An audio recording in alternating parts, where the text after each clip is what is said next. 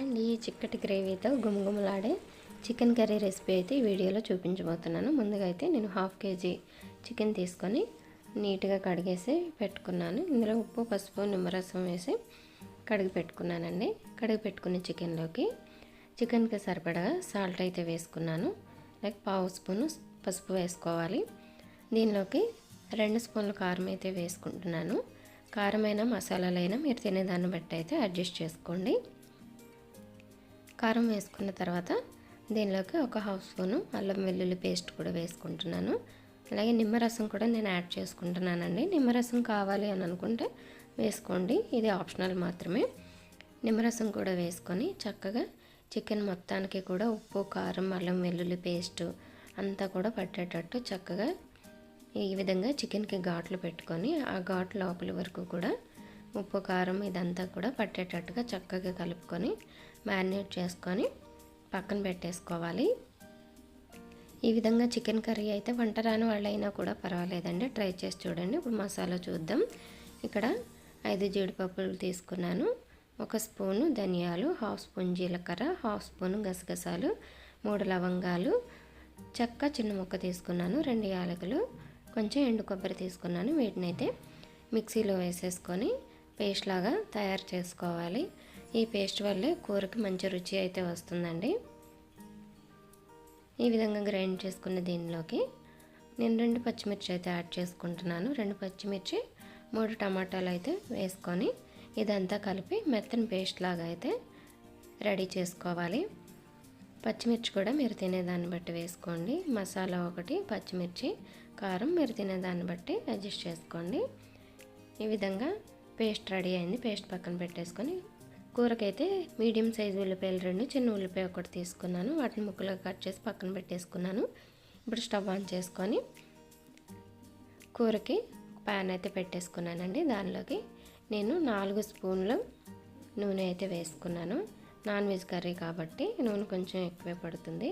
నూనె వేడైన తర్వాత కట్ చేసి పెట్టుకుని ఉల్లిపాయ ముక్కలు కూడా వేసేసుకొని చక్కగా మగ్గించుకోవాలి.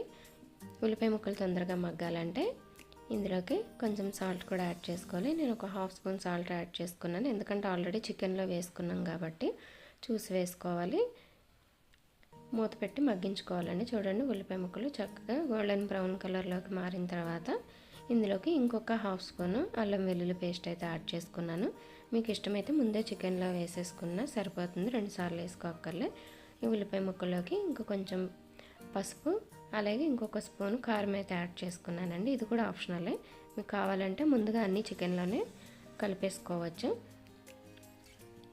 చూడండి, ఇక్కడ అంతా ఉప్పు, కారం ఇవన్నీ కూడా చక్కగా ఉల్లిపాయ ముక్కల్లో కలిసిపోయి మగ్గిపోయిన తర్వాత మనం ముందుగా రెడీ చేసి పెట్టుకున్న మసాలా పేస్ట్ ఉంది కదా, అది కూడా వేసుకొని చక్కగా అంతా కలుపుకొని మూత పెట్టి ఈ మసాలా పేస్ట్ మగ్గేంత వరకు ఉడికించుకోవాలండి.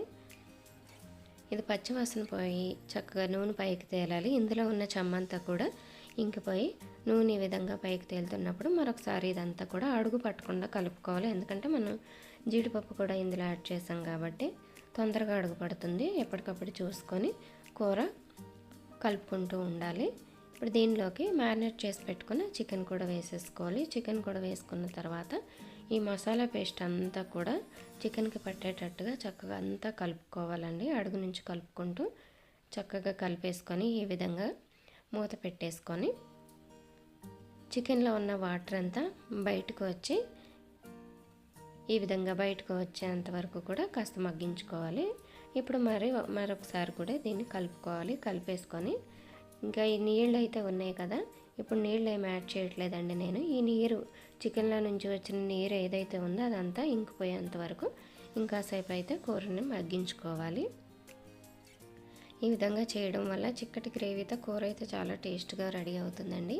దీనిలోకి నేను వేడి నీళ్ళు తీసుకున్నాను. 1 గ్లాసు, అంటే టీ గ్లాస్ మీద కొంచెం పెద్ద గ్లాస్తో వేడి నీళ్ళు తీసుకొని పోసుకొని మొత్తం అంతా కూడా ఒకసారి చికెన్ అంతా కలిపేసి మూత పెట్టుకొని ఇంకాస్త ఉడికించుకున్నాను. చూడండి, ఫైనల్గా చికెన్ అయితే ఉడికిపోయింది.